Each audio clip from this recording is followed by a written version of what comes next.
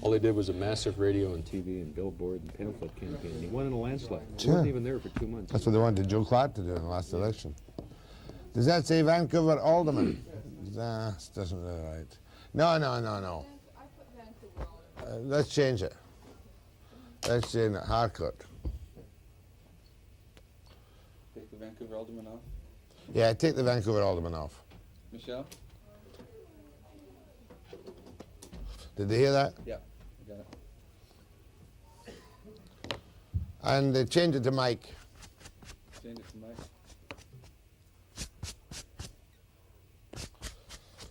That's the kind of thing I get called, Steve, huh? Where's, I need, is this goddamn Cocking coming or not coming? Okay, thank you. I got my time.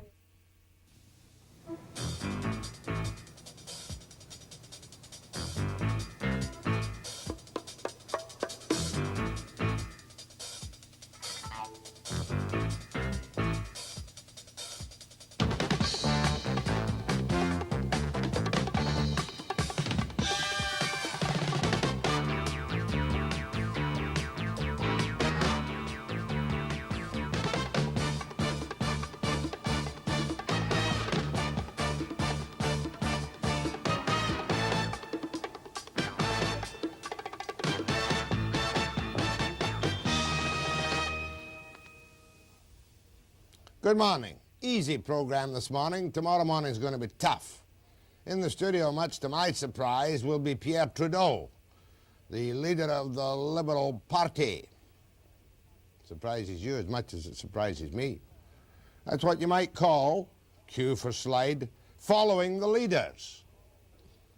Following the leaders. Because in the studio also this morning, we'll perhaps find out why Fotheringham carved this book by his sometime colleague Clive Cocking to pieces. And there's Clive Cocking, who's going to give us some insight. Where is Clive Cocking?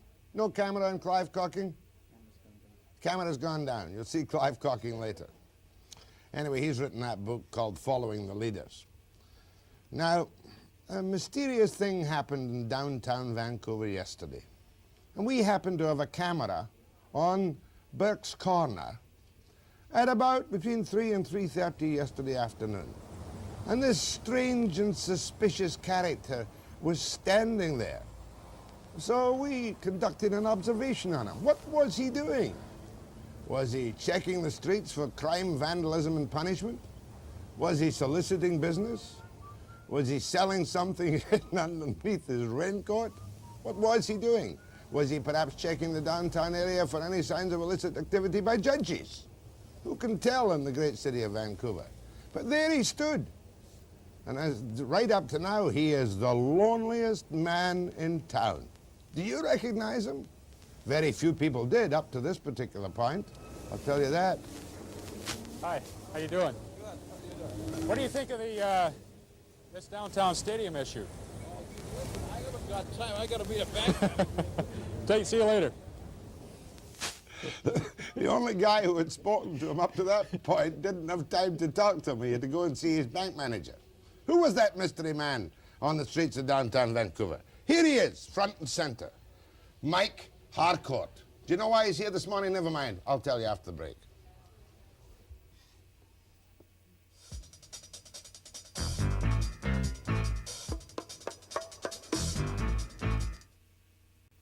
It'll be open, and when you see a meeting, people stop talking.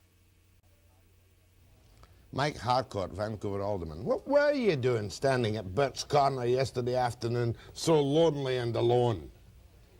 Well, I got a call at noon, Jack, in your usual fashion, and you said suspiciously to me, listen, would you be down by the Burke's clock at 3 to 3:30?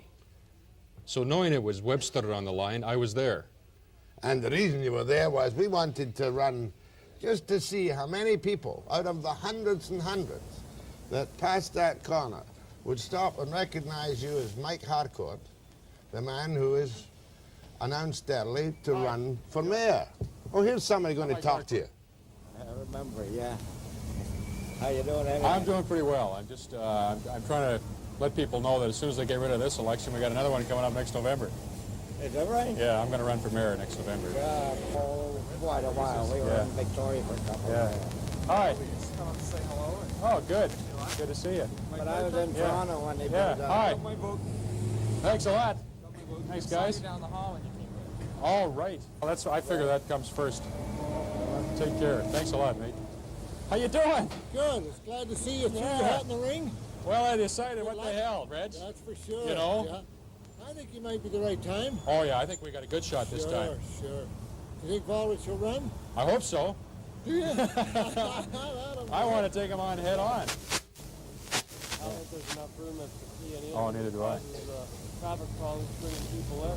Yeah, yeah. You're pretty well now, you're pretty well to get to. You have to drive or take the bus. Well, I figure if we get it down there and we upgrade the bus system, we get the LRT going right by it, you know, then people can come downtown. Hi.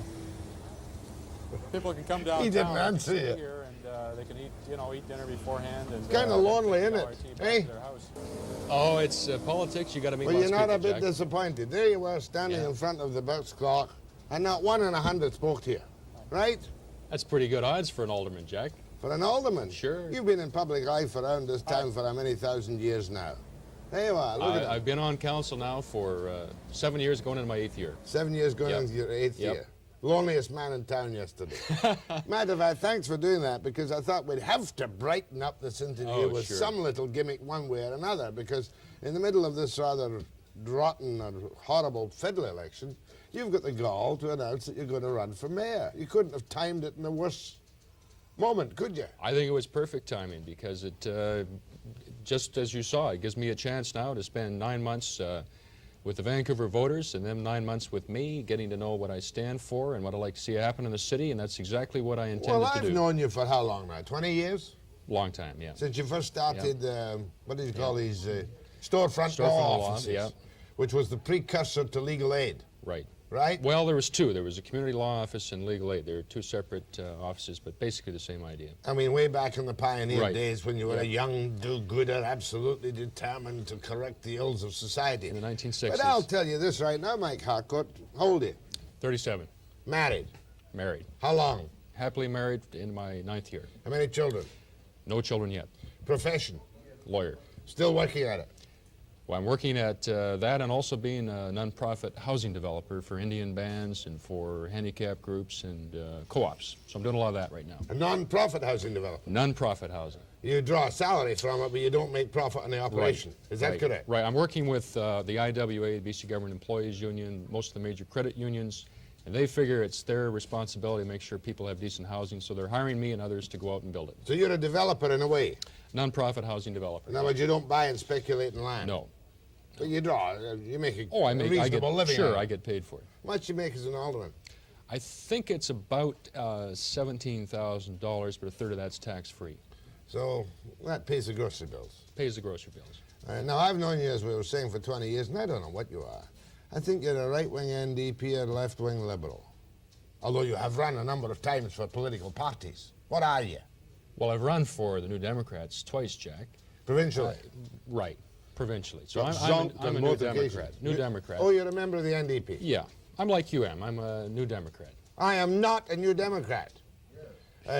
You're what I call a closet New Democrat. I am not a closet. There's you nothing basically- involved with me about closets in any way, shape, or form. I am agin the NDP.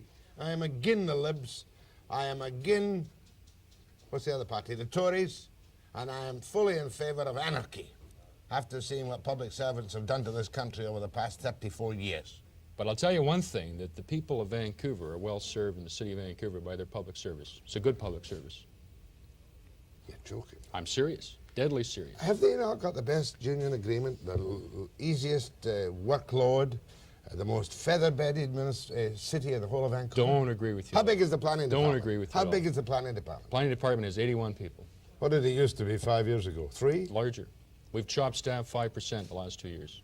Do you have a social planning department still? We've got a social planning big department, one? 11 people. That's 11 it. people. That's it. They administer all the cultural grants, all the social service grants, and a lot of the troubleshooting. And they've got a Functions in the city. 4-day week. Yeah, but it's 40 hours. They work 10 hours. I did. Tell me the department heads can never get together for meetings because Oh, it's somebody's not always true. off on the fifth Department day. heads don't have 5-day weeks. I've still got a daycare center They for don't them. have 4-day weeks. They have 5 days. They have 5-day weeks, department heads. And the Oh, they senior have. staff. Senior staff, Right. 5-day weeks. And a lot of the departments have 5-day service. 5-day weeks. 5 days. 4-day week. A lot of the departments have 4-day 5-day. week. Well, some of them. Not all of Employees have a 4-day them. week. Some of them. Still doesn't matter. I'm only jealous. I think it's the, what do you mean you should be jealous? You've got Johnny Carson's hours. Who are you kidding? No. 90 minutes It's- live television a day by it's- myself? Jack, Do listen, everything myself? I think except that, for Linda? I think well, we know about that Linda actually runs the show, but the wouldn't dare say the federal civil service, I agree, has lots of problems. It's going to take 10 years to trim it and make it efficient. The Vancouver civil service is one of the best in North America. I'm going to ask the public to tell me what they think of the Vancouver City Hall employees. That's what I'm going to do. I think you'll find that most people feel they're well served. So anyway. We just ran a massive survey of the city, Jack, and people said 2 things we both know. Two One, things. they like the city. Like the They city. think it's a fabulous city. Fabulous city. 2, they want the environment and the water and the air to be cleaned up. Oh, is it filthy? Yeah, it could be a lot cleaner. I thought Could it be was a quite lot clean, cleaner. the city of Vancouver, after being in Britain at Christmas time. Well, we don't have the old burners going in the Fraser Valley, but we've got carbon monoxide. We've got lots of chemicals going in the Fraser River. So you are the NDP Look at the candidate for inversions. mayor of the city of No, Vancouver? no, I'm not. I'm a You? new Democrat, Jack, who makes no bones, doesn't hide it, like with the so-called coalition we've got running the city right now. I dare you to say, to look at which camera? That camera there. And not say that you want every NDP in Vancouver to vote for you. I want every NDPer in Vancouver to vote for me. I want trade unionists to vote for me. I want community groups to vote for me. And I expect to get good support from a number of the ethnic communities You've got and it all the wrapped up. environmental. I think I've got good support in this city and a broad base, Jack. Well, I'm very pleased to have established something. Won't mess around when we finally cover the campaign. Harcourt is the NDP's man for mayor of Vancouver. But let's get one thing straight. Yes, let's get it straight. Let's get it absolutely straight. Absolutely We straight. already have a Socrat coalition running the city. Socrat, name them.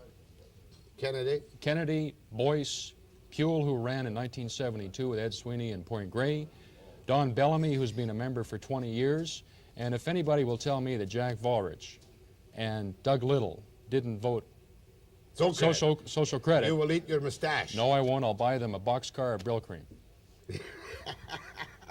I wouldn't disagree with you. But anyway, the only guy who can beat you on the spectrum of politics, and who will probably next time go for mayor, is Harry Rankin. I don't think Harry will.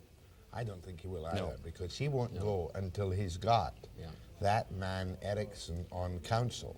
Even now, then, once I'm he not sure gets he'd go. Erickson on council, then he'll go. Well, I'm not sure even then He's he too would old go. now, Harry, isn't he? The thing is, Jack, that in Vancouver, you've got to be a middle-of-the-road politician. Now, I'm a reformer, I'm a progressive politician, but you've got to relate to the vast bulk of the population, You which see, I do, This present federal election shows that policies don't matter. It's only image and style. Would you agree? I think policies do matter. We'll see And I what think policies- the problem with politicians is that they're not putting forward positive options. I think people are turned off in the negative politics of today. That's what's happening. Here. Let's try that.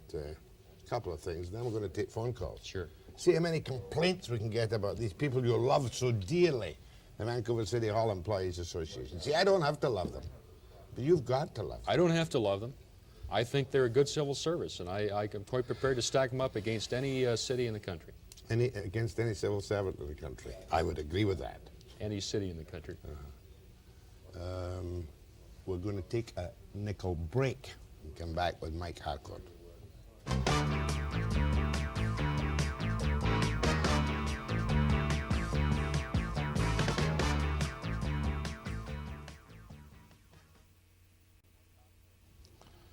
I was talking to Mike Harcourt, who's announced to run for mayor of Vancouver. Why, I don't know. I mean, really, who needs the job? Yeah, but it's a great city, Jack. It's a great city. Do you really want the It's job? I sure do.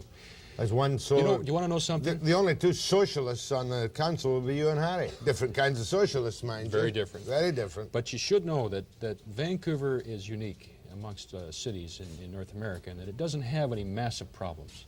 You know, if you look at the other cities with blocks that are vacant, with freeways running through them, facing bankruptcy, dirty environment. We don't have any of that. We've got healthy neighborhoods. We've got a chance of a good public transit system. We've got one of the best credit ratings in North America. It's a city you can build on. What you're It's a telling me pleasure. is that Volrich and the NDP and Phillips and the team have done a very good job in years gone by. No, what I'm saying is that the people have been basically well served by both provincial governments, NDP or SOCRED.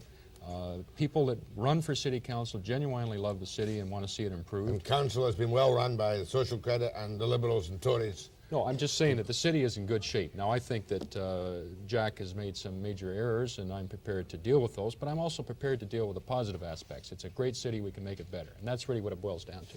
Who Mike- can do the best job of making the city better? Mike, the happy candidate. I don't want to get bogged down in issues. You talk about housing and put everybody to sleep. We just got to build them, that's all. It's like transit. It's a 79 issue we should have done in the 70s. What's that park the transit's going to go through? John Henry, it's not going to go through John Henry Park. It'll sink in the bog. We'll never see light rapid transit, will we? What we're talking about is bringing back the old interurban. That's all we're talking about. When I came here shouldn't have 34 taken years it out. ago, we had a magnificent interurban. Absolutely. Came in from Burnaby to 3 Vancouver. lines from New Westminster. In to 12 Vancouver. minutes. That's right. And here we are back. How many thousand years later, how many millions of dollars in reports? Should have left it. Should have left it in place.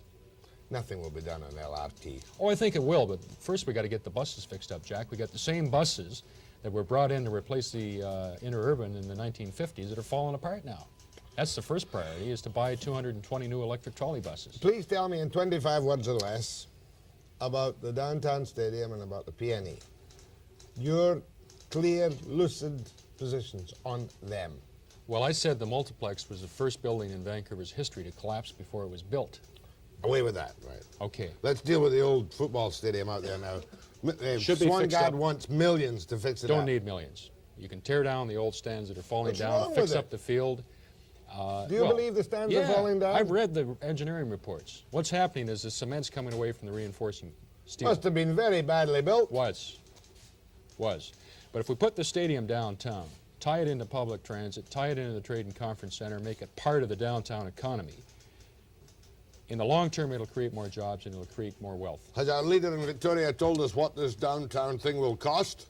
It's going to cost around $100 million. 100 million? Yeah. Thought it was $500 million. Oh, no, that was the multiplex. That's what it would end up costing. No, I'm talking about the whole thing downtown. Yeah, the whole thing I don't agree with. I think we should have the stadium, we should have some housing on the west side of the Cambie Street Bridge, we should have the stadium with exhibit space tied in the Trade and Conference Center and the transit system, the downtown economy. Okay. Then they make sense. You're for downtown anyway. Right. And Bennett may or may not build this big thing. Yeah, I don't agree with that part of it. Should he build it or not? He should build the stadium with exhibit space, tie it into the Trade and Conference Center, and build a light rapid transit line and a good bus system. That's good economic planning, Pacific Jack. Centre, downtown stadium, downtown complex, Avenue Yeah. of the Provinces, all that thing whistled up, very fancy. Some of it I don't agree with. I agree with the stadium with exhibit space in Falls Creek. I can't think of anything else in the city of Vancouver worth talking about. Can you? I think we should have a ward system, finally. We A got ward silly elections. You know how silly our elections are, eh? You get 40 people on a stage at a school with 8 people in the audience, 5 of whom are from the media, 2 of whom are campaign assistants or our spouses, and one's a lady wandering in thinking it's a cooking class at Britannia. You think a ward system's going to be any better? You're going to have 5 or 6 candidates then who can go around and knock on doors and talk to people and get to know them. It'll make you more parochial than ever, and they'll be wheeling and dealing among the aldermen. Oh, You nonsense. vote for my deal in my ward, Nonsense. and I'll vote for your deal in your ward. That's not true. If you see every other city in the country with a good ward system operating just fine without that kind of stuff, it makes sense. I know that the ward system is Yeah. technically democratic, Yeah. but I don't trust it. Well, I do. I've seen it operate in Toronto and Name another a bunch topic of other cities. before we all fall asleep. Well, it's, you know, the reason that... What do you do for the sports? reason, Jack, that people are not up in arms is that the city of Vancouver, as I said, is a city they're proud of. What you can do when you talk to the voters is talk to them about how to improve the city, the environment. It's not what you'd call good theater. You play golf? You cannot jump up and down. Do you play golf? Yes, and I'm not going to give you 4 strokes Do you next time jog? we play. Do you jog? 2 miles 4 times a week. 2 miles 4 times a week. For PR purposes only. No, it's because I have a physically fit Norwegian wife who also... I see. What else? What are your other intellectual pursuits? talking to you on the ferry going over in the Gulf Islands. True enough. Yeah. complaining about the service. That's right. And the meals and everything else. Okay, we'll go to the phones. Good. This is just to introduce the mystery candidate for the Mayor of Vancouver. He's no longer a mystery. It's Mike Harcourt. And he's running as a good, honest, above board NDP. And that separates the sheep from the wolves, doesn't it? That's where I hope I get my support beyond that, Jack. Okay, and beyond that too. Sure. I think it's an asset to be a New Democrat in Vancouver. Over half the vote is New Democrat. I'm proud of it. But I also have a position in the community that has much broader support than that. Well known in the legal profession. I've been involved, I think, in some good areas of the practice of law, helping people before we're getting Done a lot of good bad work. service. Yeah. Done a lot of good work. Won't knock you for that. Let's try a few calls to see if he can keep us awake. A few calls to Mike.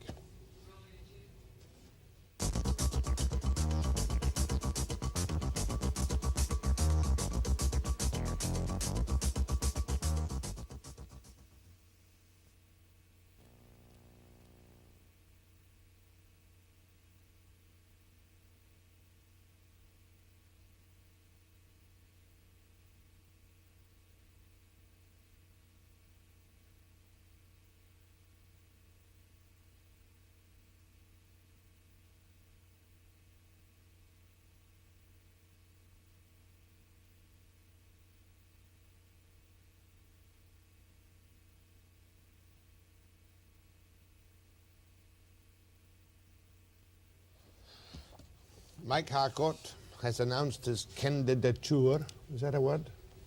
It's a Websterism. For the Mayor of Vancouver. And we're going to talk about the level of service at the City Hall, I hope. I don't know if it's bad or good, but I take the negative view. I say it's got to be bad because I say of it's civil good. servants. I'd say it's good. Go ahead, please. Hello, Yes, yes. Mr. Harcourt. Good morning, ma'am. Will you please have the corner of Barclay and Denman dumping ground? Will you please clean that up?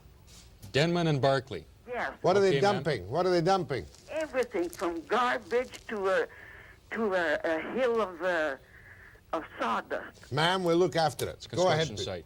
Go Yes, ahead, I please. was just curious, gentlemen. With all the talk of a complex for sports and everything else, I was wondering if the BC Penitentiary site's been given any consideration, and maybe the Seattle King Dome is a model for the type of dome that we want. Hold on, please. I had a magnificent report this morning. Somebody at New Westminster City Council suggested that perhaps the Pen should be reserved for a trade and convention centre. It's been a trading centre for drugs for years. On a training ground, too. Yeah, and a training ground as well. Do you think the BC Pen site is of any good for you? No. Thank you, sir. Go ahead, please. Good morning, Jack. Morning. Can I speak to make one point to your guest and one to you, in that order? Of course. Good. The line is very noisy here. I hope you can hear me. Yep. We can hear you. Hear you clear. All right. As a taxpayer, particularly at the municipal level, I kind of object to the intrusion of politics to municipal administration. And from this point of view, taking yourself as an example, as an NDP, as a socialist, and as a union supporter, it seems to me that you're in a position of conflict of interest to the majority of the taxpayers, and you're what I might call a captive bureaucrat. Yeah. And what I mean by that is this, that every time a union comes up to City Hall negotiating for their annual increases automatically and privileges and benefits and all the extras, you have to support them. That's not true, and I haven't in the past. I'd say you're a captive bureaucrat. Well, I disagree with you because I'm not, and all I'm saying is when I state that I am a New Democrat federally and provincially is just that. Yeah. That there are 6 people on the council who are social credit. Party politics is already there at City Hall. Union bias, you just aren't going to represent tax. Okay, that's your point. What's your point to me now? Right. The one to you, Jack, is that I don't get to watch your program too often. But a couple of times recently I've tuned in, and during a federal election it seems to me you can serve your own interest and the public interest by having more time to federal politics. Oh, go away, sir. You obviously don't know what you're talking about. You say you don't watch the program often. We've had federal politics up to our ears, and we shall have Pierre Trudeau tomorrow morning.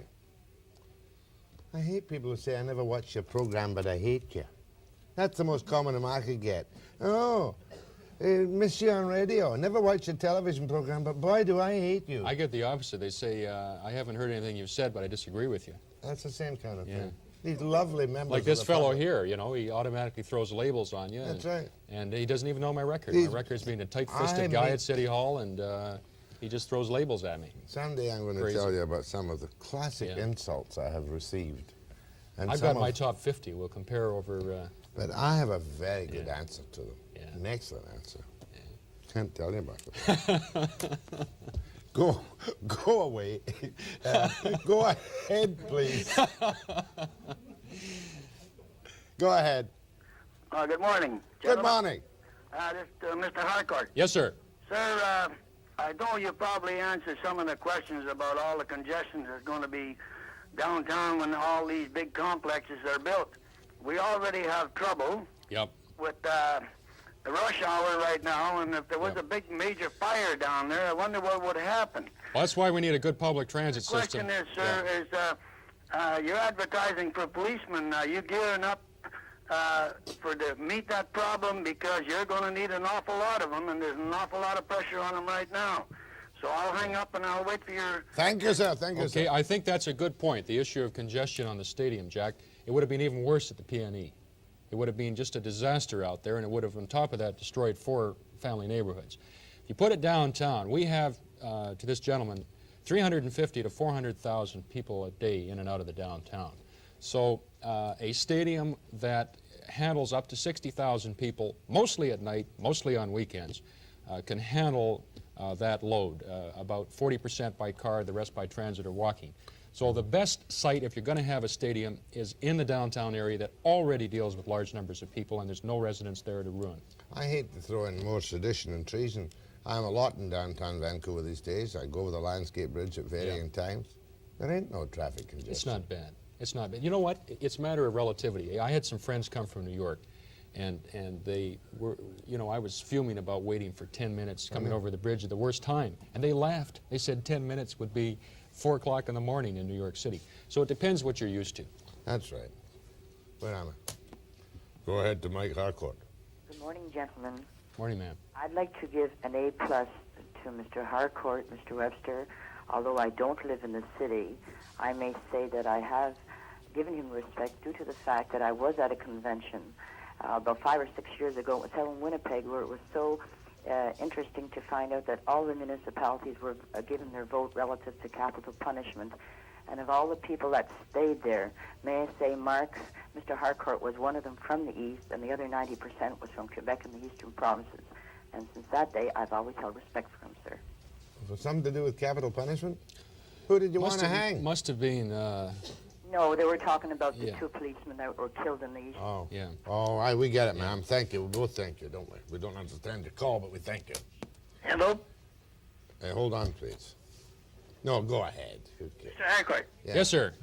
Our sanitation system is in very bad shape. What do you mean, the sewer lines? Oh, no, I say garbage collection. Oh, garbage collection's in bad shape. Our lanes around First and Commercial are a deplorable disgrace. Okay, I'll take that up with the engineers, sir. Thank you. After the break, one more short segment with Mike Harcourt for mayor.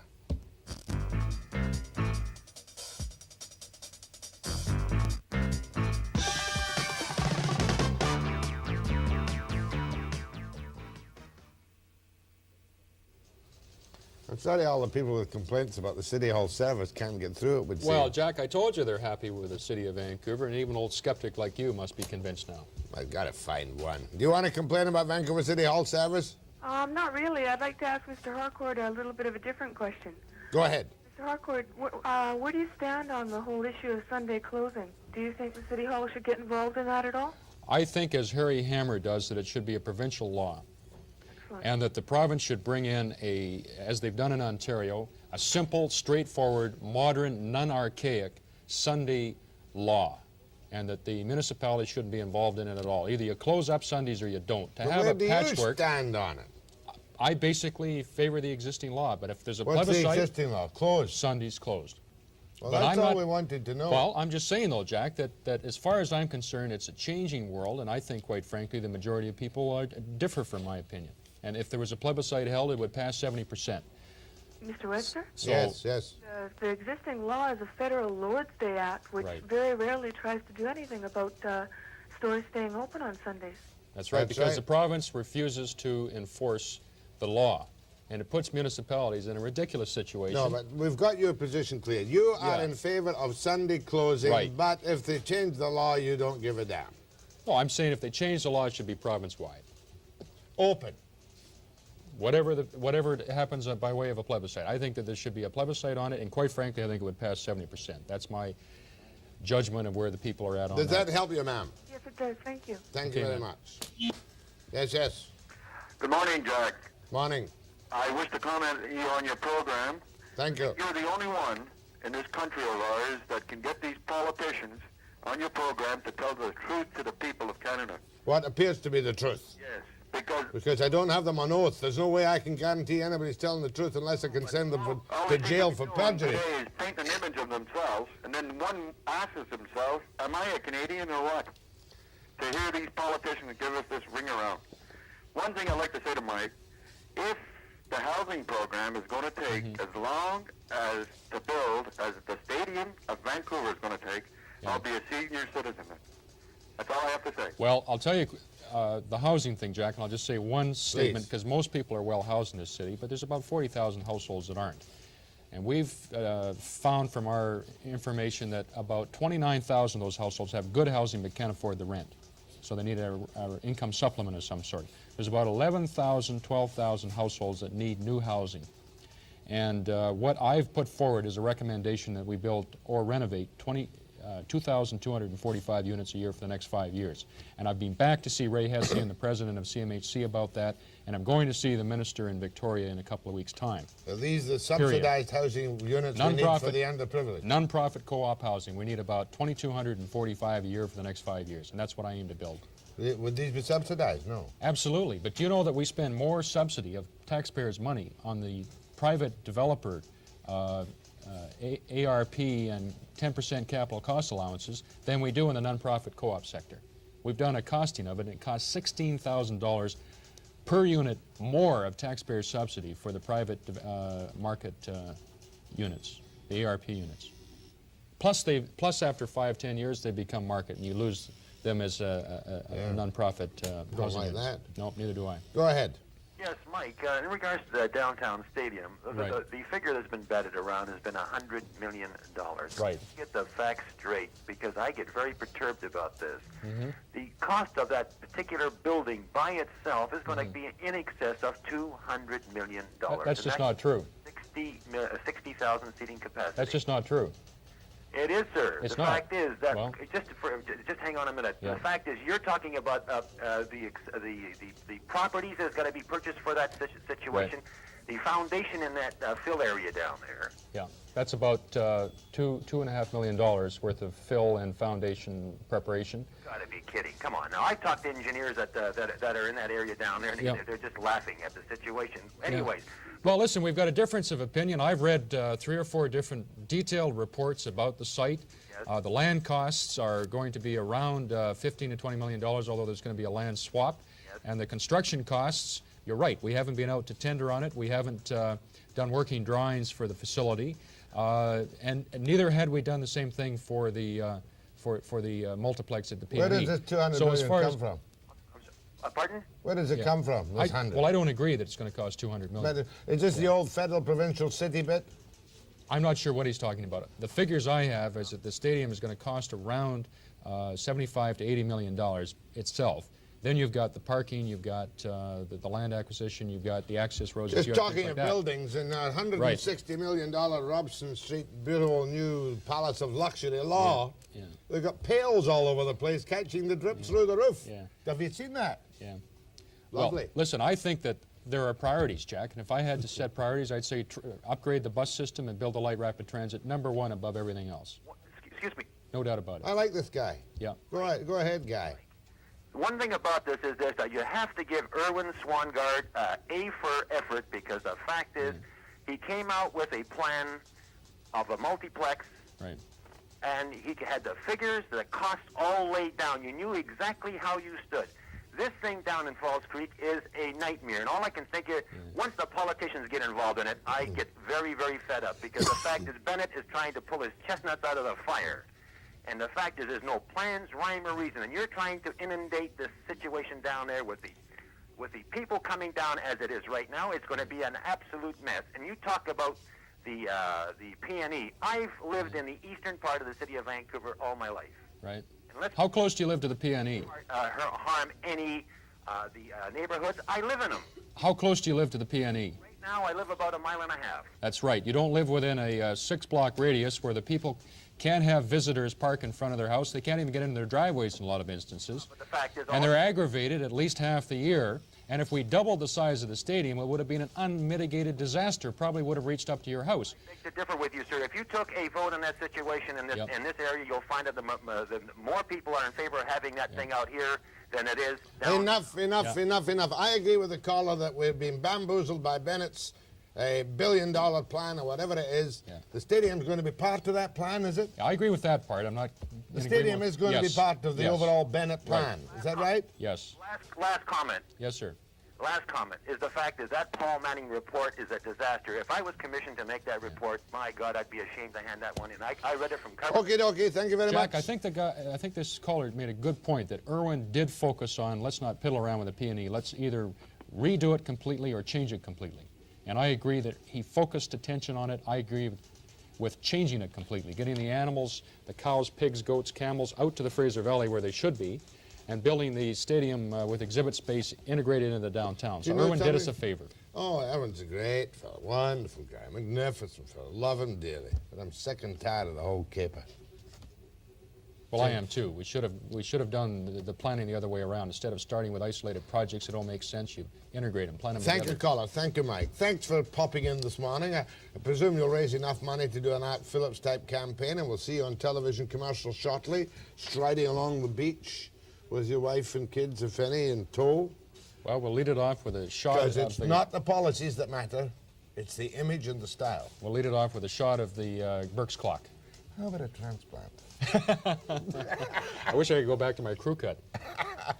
Mike, you've got the guts of a mountain lion to run for that city hall. More than I ever had, I'll tell you that. And you got to be an improvement of what's happening at the moment. I think I could That does not constitute an endorsement of the NDP. You are now officially labeled as NDP candidate for the mayor of Vancouver. I'm Mike Harcourt running for Vancouver First. That's what it's all about. Hoping to get every NDP vote in town. And a lot of others. Okie dokie. Mike, thanks very much. Next I'm going to talk to, I don't even know how well I can talk. His name is Cocking, Clive Cocking. Following the Leaders, a media watcher's diary of the wrong election. Campaign 79. There's some good stuff in the book, and I want to quote little bits to you from time to time after the break.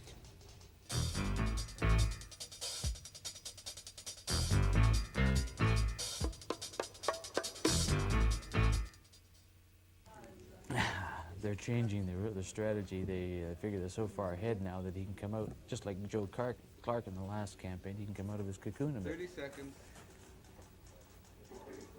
Have you got Fotheringham's review of Cocking's book? Clive Cocking did a very bold thing during the campaign of 79. And he didn't cover the wrong election in this, he covered the workup for this election. But he boarded the campaign tour buses and the campaign tour planes of the three political leaders, Messrs. Broadbent, Clark and Trudeau, and he did what many people regard as the unforgivable. He spied on, or reported on, and commented on the media itself. And some of the things he says about some members of the media are not very nice. For instance, just sit there and gloat for a minute or two while I find this quote.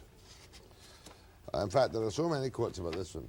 I picked up Maclean's magazine the other week, and here is Fotheringham in his back page column, taking the whole column to denounce Cocking's formless display of open-mouthed voyeurism. Good idea, wrong jockey. And then I read the book, and I thought, why was Foth so rough on his old friend Cocking? You know how we get kind of incestuous in the media and like to gossip and, you know, tear each other to pieces.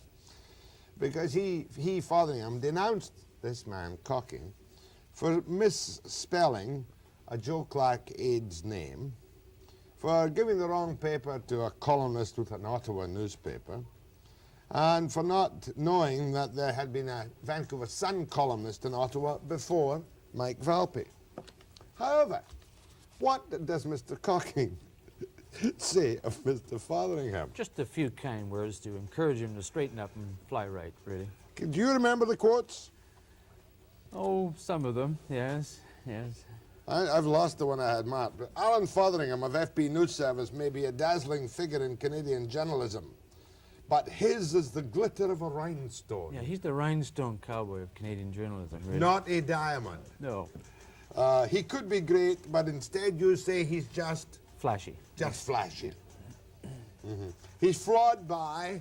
What flaws Alan Fotheringham?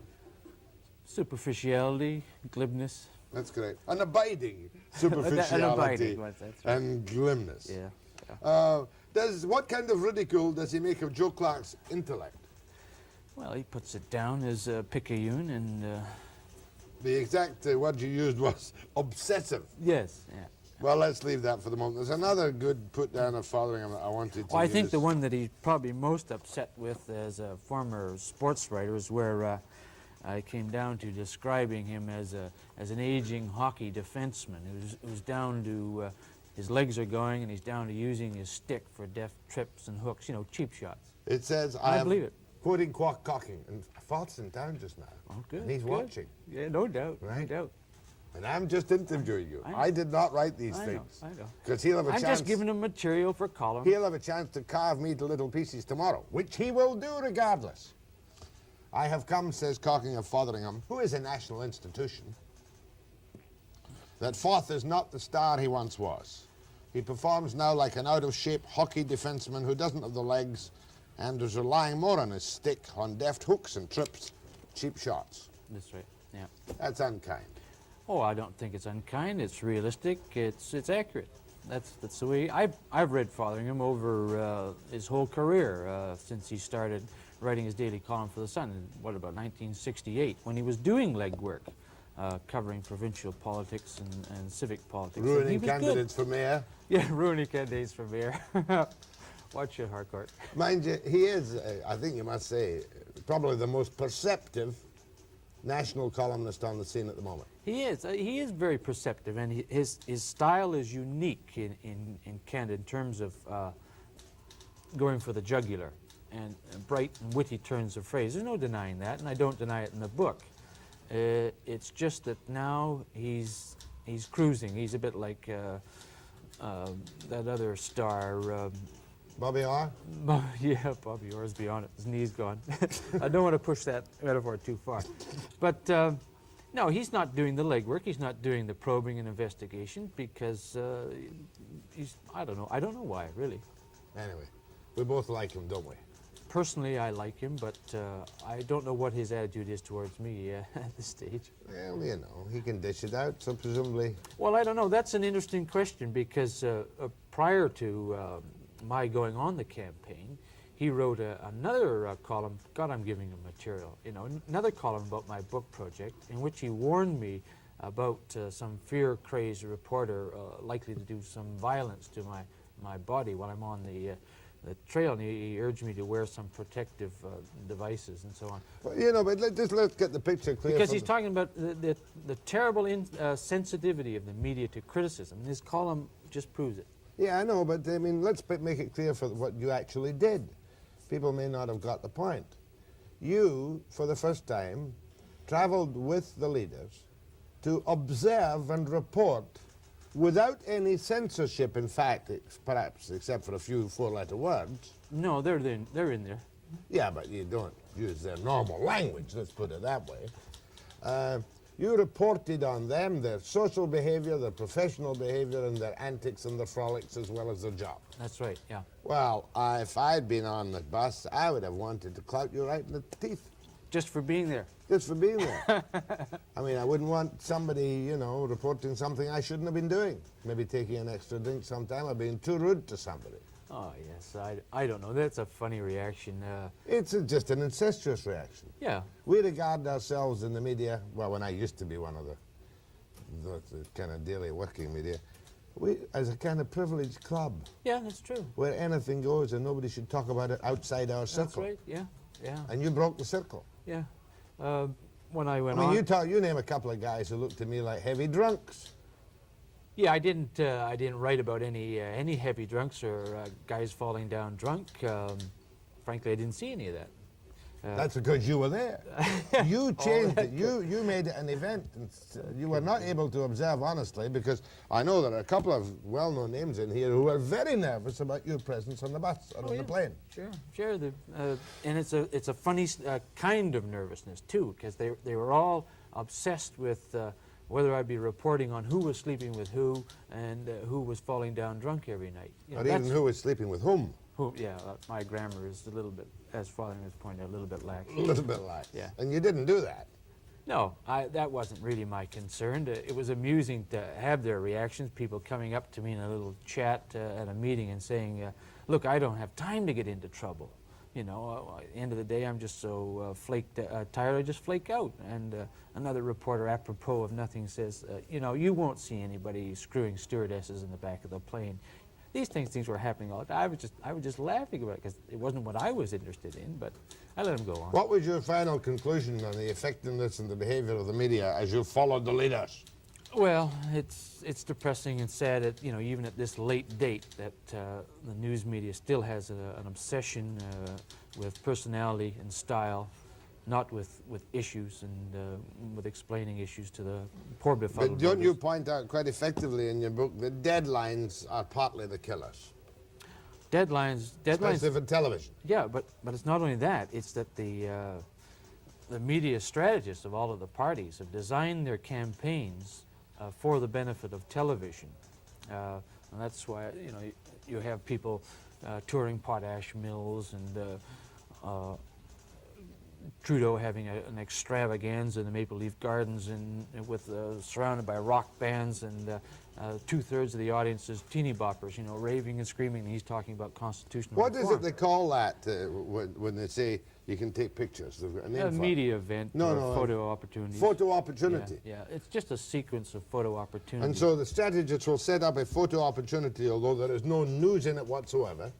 Well, there will be sort of a platform for a little bit of news. You know, the leader will get off his standard speech, a little bit of variations, a new catchy lead for the day. Broadbent was a little better. He was dealing a little bit more with issues. But basically, it's like a set. It's like a TV set for them to get off their message and get it on the TV news. Print is something that is secondary, is not terribly Were you impressed important. by another section with Clive Cocking on his book, which I shall hold up to this camera and trying to make it shine. Get him to zoom in on it. Following the leaders, Clive, wrong finger, Cocking. Yeah, You used to work in the Sun. Yeah, that's right, yeah. Yeah, I remember. Not when I was there. No. Long after me. That's right. More with Cocking after the break.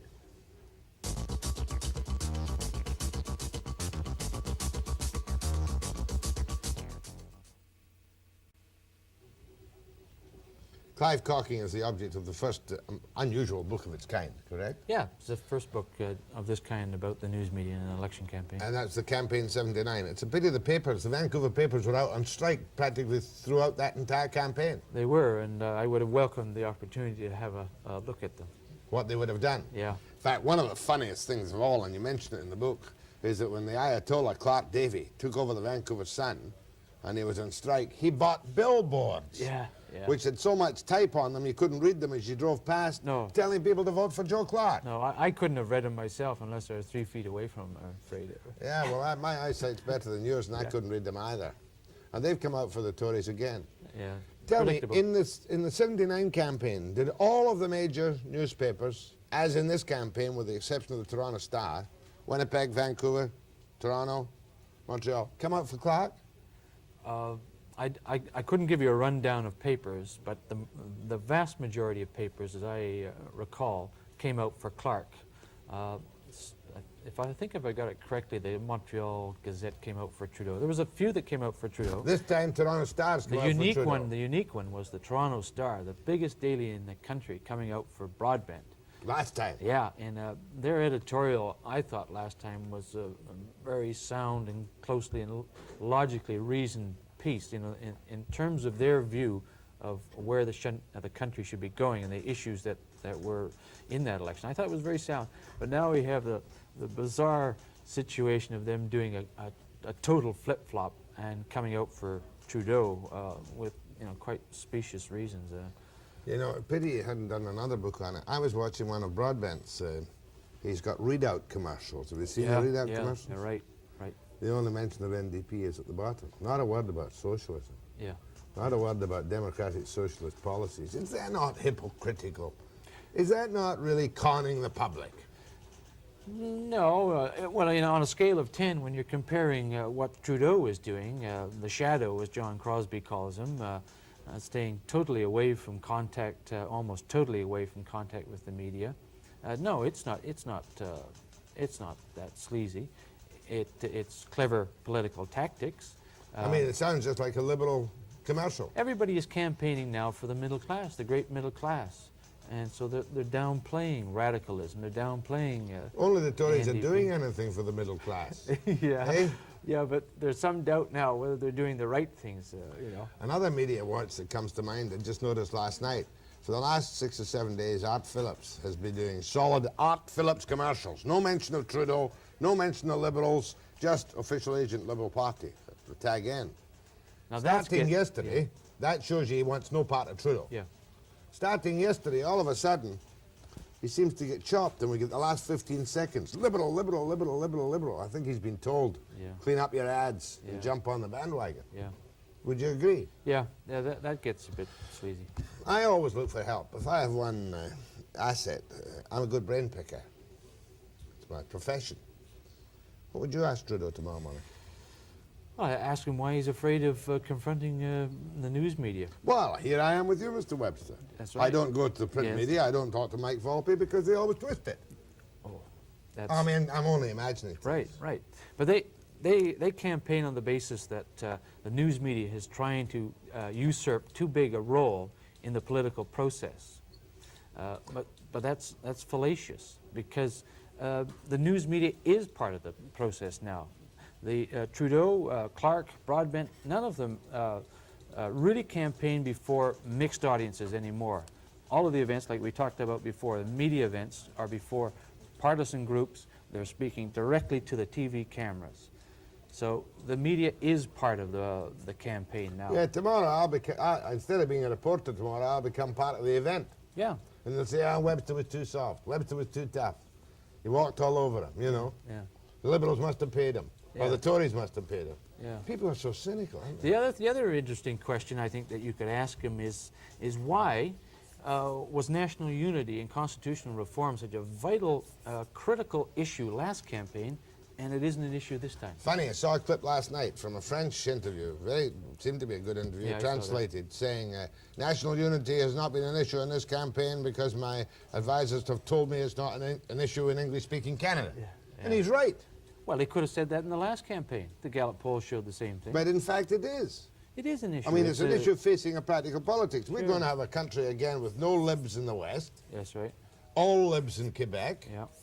And this aggressive separatism growing under Lougheed's wing. That's right. I think all three leaders should be addressing that issue in some way. How do you address it? I don't know. I really don't know. What do you tell people?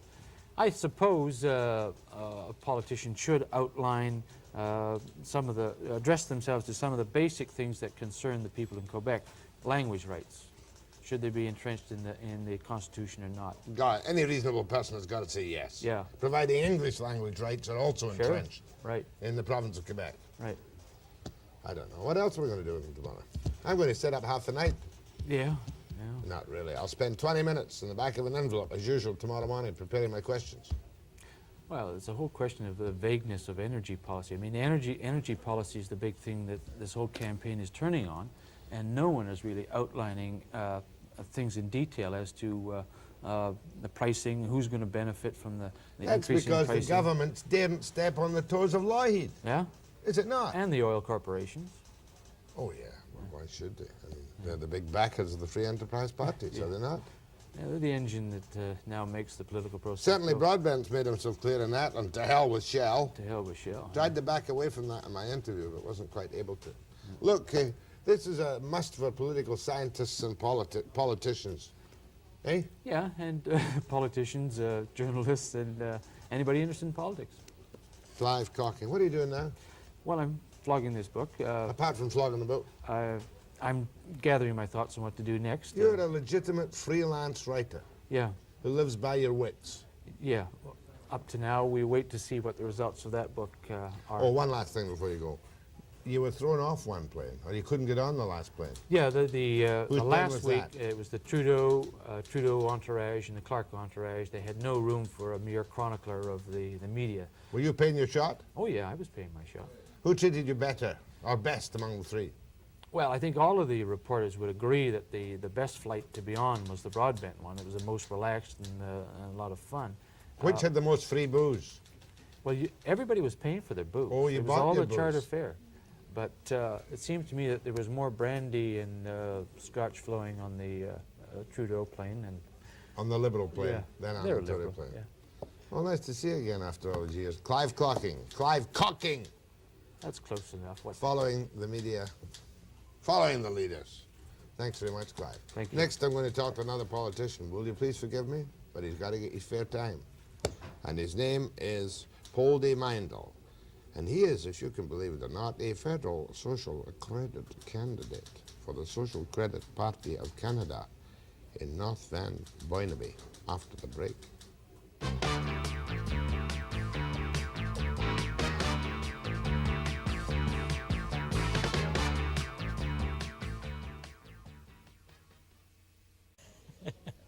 Then promo phones, No. or what would you be doing for the? You got 2 to go. One long chopping section. Jack, would you think it'd be promoing phones for the second shorter segment? You've seen one communist, one Marxist-Leninist, one rhinoceros party person, one federal social credit. Right. Good morning, Mr. Mindel.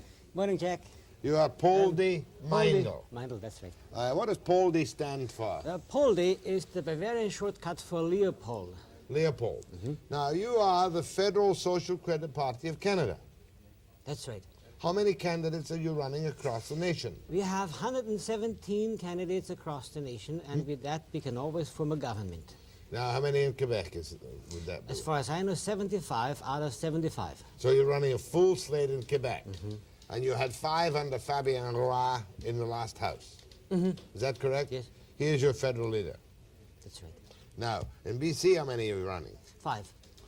You know, we're old experts in social credit. Are you a real honest-to-goodness back to the Eberhard days of a funny money social creditor? I am a good and what do you call it? Funny money. No, funny money is what we have now. A and B theorem. E and B. Do you remember the A and B theorem of Douglas, Major Douglas, the founder of social credit? Do you believe in all that jazz? It's not jazz, it's good music. Explain to me the social credit economic policies which will lift this country into a vibrant, forward-moving economy. All right, first of all, you make interest-free money. Interest-free money. That's right. We use the Bank of Canada directly. We chop down at least half of the national debt, and the taxpayer will be very much relieved, which means we have a lot of funds left over to give to those which really need it and make them independent of the taxpayer, and a lot of people will have enough money to get up to par with the standard of living, and people will have a chance to get their houses clear title and to live on a pay-as-you-go basis. Social credit dividends. Social credit dividends. Well, the dividend aspect should really be called a federal bonus, because it is not a result of one's personal involvement in the industry. It is the surplus of the whole nation's economy. Mr. Poldy, you've got the best promises of all. That's right. Interest-free money from the Bank of Canada through the banks. That's right. What do the banks do without their interest? The banks... You'd wipe out the banks. Pardon? Would you wipe out the banks? Oh, no. The banks would even be better off than now. With no interest? No, no. The banks would lend out money just the same. How, and except that people would be much more capable of paying back their loans. Certainly, if there's no interest, there's a lot more. But you'd have to change the whole banking system. Yes, we have to change a little bit about that and make it more suitable to what we really want. And what social services would you cut out? Social services? Like unemployment insurance? Well, unemployment insurance will be gradually, what would you call it? It would not be entirely cut out because there are always going to be people who are unemployed because we are an industrialized nation and there are seasonal employments and there will always be people who are temporarily cut off. But do you believe in things like Medicare? Oh, yeah. Medicare and social services and all Yes, that jazz. yes, mhm. So you're not that different. It's just that you would change the whole financial structure of the country. Yes. That's as simple as that. Now tell me about you, Mr. Mindel, Poldy. What do you do for a living? For a living, I work as marriage counselor specializing on corrective counseling. In that, I get to know what individual problems people are really facing and what really do you work for bothers the them. government or do you work for No, yourself? it's more or less freelance. You're a, And to boost my income, I work as an electrician, and to build up for my future, I am a type of an inventor. I invented a new type of cargo ship, which is a container ship, which is very suitable for a Canadian merchant marine. have you got it floating yet? I've got a model, and I have Did you bring just it with you? I've just, for a few weeks ago, I made an approach to BC Research, and hopefully I get an interview very soon. Well, you're certainly how old are you? I'm going on 52, but I look 39, really. Difficult to tell when you have that funny wee beard. That's not funny, that's class. Is that classy? Yes. I mean funny wee, you know, funny wee. Anyway, you're a marriage counselor? You're an electrician, member of the IBEW?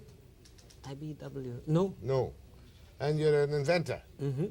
You're a busy beaver. And my specialty for government is ethics. Specialty on what? When I get involved in government, besides being an MP for social credit, my specialty is ethics. You mean you're an honest man? I have, I have an insight which might make me usable in the Ministry of Justice, Internal Affairs, and Defense. And then, of course, I have an inkling in what merchant marine might look like. And you can help your fellow cabinet colleagues with their marital problems. I certainly could. You've got to get fair time. You want to call Poldy Mindel, Social Credit Party of Canada. I can't remember when I last interviewed a federal social creditor. Just can't remember. Last time round? Maybe. Talk to Poldy for a couple of minutes, if you so wish. Or Poldy will be here till the end, and we'll do a free-for-all between now and the end, and you can choose between talking to Poldy and talking to old Webster. After the break.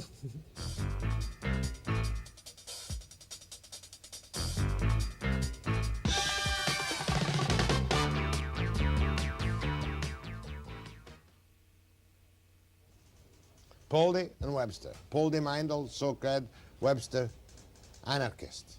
Nothing. Cynical. Sick and tired. Fed up. Go ahead, please. Yeah, I was wondering what exactly would he do with their national defense? He said he has an insight into it. Insight into national defense. What would you do? National defense, first of all, our armed forces have to be put up to date again. They have been demoralized and they have been too much diminished, and they are hardly effective nowadays. Bring them up to date. That's what it means. That's right. Social credit believes in an army, right? Would he move more towards the Soviet Union, or would he stay with the United States on their policies? I think Canada wants to be a peacekeeping nation, and as such, we might not be an aggressive nation. Besides that, we only have so many people to pay for the national defense, and therefore we are a bit limited from Do you support the becoming U.S. aggressive. policies? Do you support the U.S. policies by and large? Yes. Yes, thank you. That's your answer. Go ahead, please. Hello, is that me? That's you, madam. Yes. I would like to know why, when we have such an abundance of manufactured things throughout the world and in Canada, why we have such little money to go out and buy these commodities. I would like Mr. Paulding to answer that. In what way will social credit make money available to common people to buy all the undistributed manufactured goods in our storehouses? Yeah, well, the lady's asking about don't we have enough money. It's because we have so much national debt to cover. And that is You just write it off. what we have accumulated as national debt. We might write some of it off and might not be able to, but from here on is as much as I can help Pay you. as you go. Pay as you go. Not a nickel of debt borrowed from here on in. Is that right? As much as There's your answer, ma'am. Go ahead, please. Hello. Uh-huh.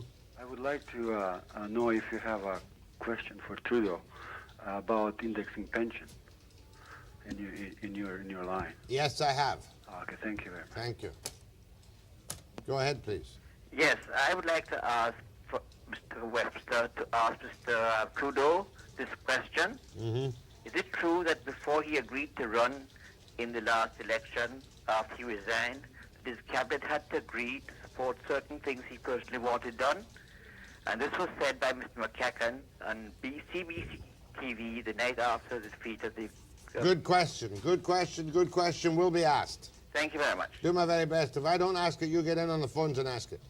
Right, I hope so. Right? Enjoy your program very Try much. it. Thank you very much. Yes, yes. Yes, I don't know how to pronounce this gentleman's name. Mindel. Would you ask him one particular question for me, please? Sure. Would you ask him if he, by chance, has any zombieistic tendencies like Pierre Trudeau? What kind of tendencies? Zombieistic. Zombieistic. Zombieistic. Does that mean a zombie? A zombie, yes.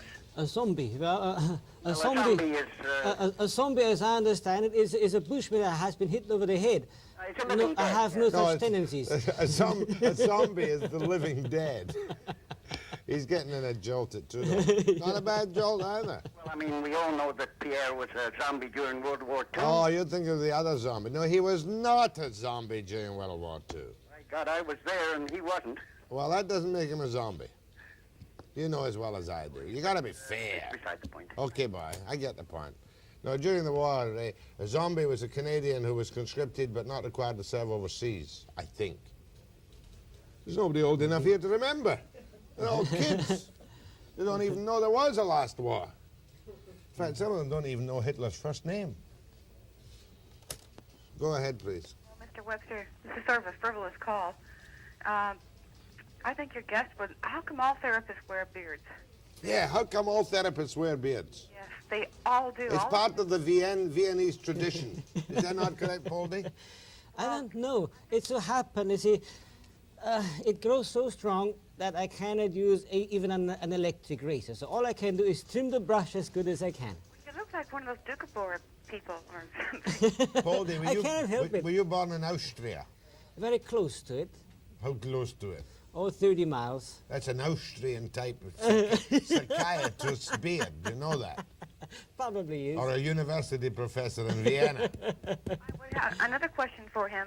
Why doesn't he run for a party that he can get in? Like the conservatives or liberals. Yeah, why don't you run for a real party? Yeah, because he's such a Well, nice guy. I know for a fact that the other three parties are actually sunk, and I run for the winner whether or not the public has caught on to it. Okay, ma'am. Thanks for the question about the beard. Webster, Yes, yes. you're looking really good. I haven't looked at you for a long time, and you look so great and awful. You see why I look so good? Because I have very good makeup on and the camera's up high. You see, if I have a midget cameraman on, I look fat. Oh, If I have a tall cameraman who can stand up to a high lens, I look terrific. A little shifty, perhaps, but my eye goes up to monitor. thank you very much. But you But look really looking good. keep talking, will you, please? Will you keep talking, please? Yeah. You want to do a commercial for Webster? Exactly. Thanks very much, my dear. And it's, you don't sound a bit more than 79 or 80. Oh, no. No, I'm 95. I'll tell you how old you are. How old? You're 31. Oh, you're right on the button. How old are you? How old are you? Tell you my age. Come on, tell me your age. Nobody knows who you are. Would tell her their age. How old are you? 2 children. I'm not 30 yet. So, no, I don't have any children. How old are you? I'm not. You're just being stubborn. Thanks, love. All the best. Cheerio. The politicians to tell anything you want them to, but you will not get my age out of me. Yeah, why did your husband leave you? No, don't answer that question. Don't answer that question. That's a flip, glib Webster remark.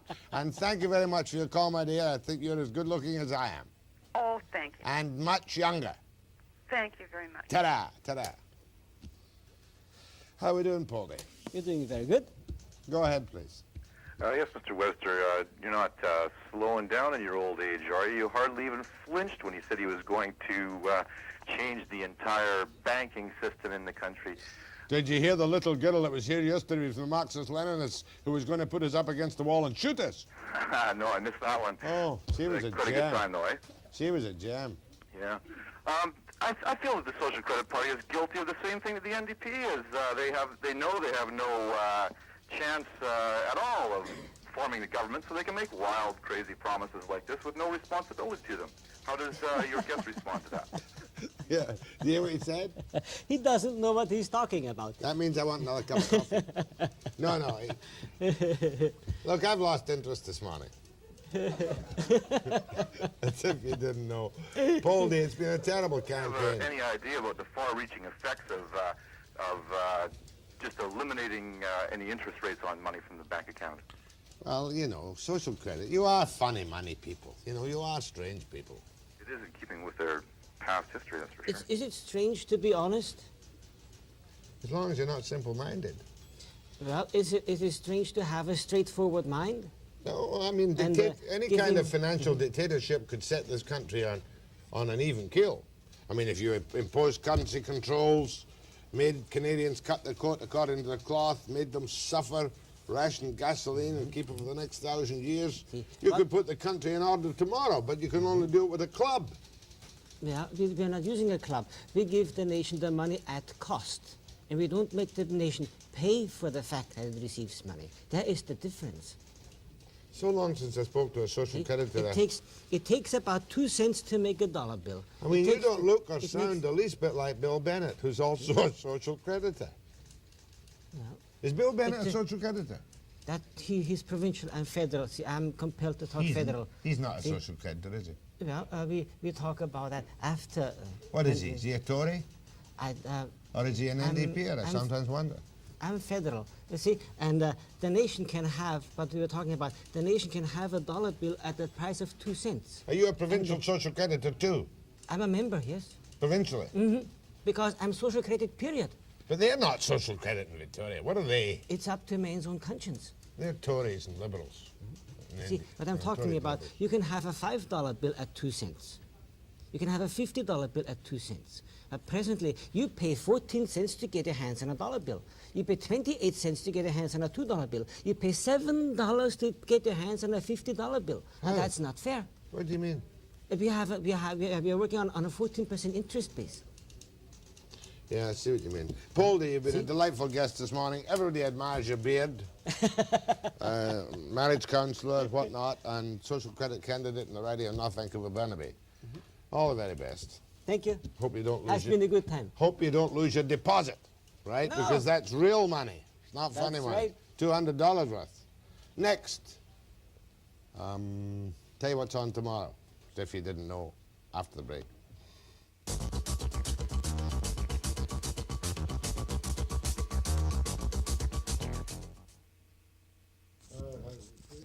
How was that right there? Probably wonderful. Okay. Good. Hi, Larry. Let's put it on the other one. That way you'll be talking more towards it. Okay. Grab the other one.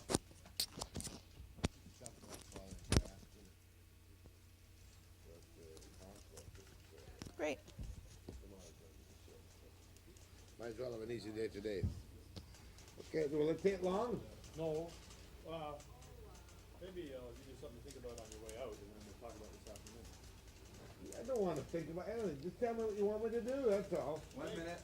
Is it the election you're talking about? They want you to punch up on I'm the not going to computer. flash on the election. Harcourt was hiding behind his ring.